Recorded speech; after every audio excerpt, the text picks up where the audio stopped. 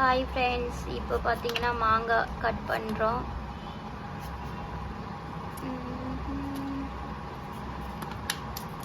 சின்ன சின்ன பீஸாக அரிகிறோம் மாங்காய்.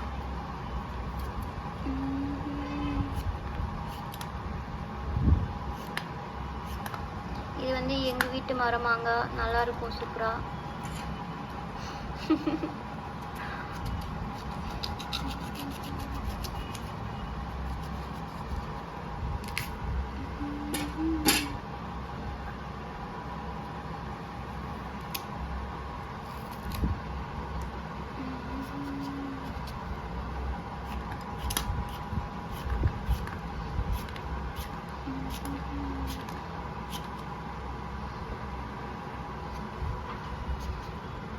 இது வந்து மாங்காய் கட்டிங் வீடியோ.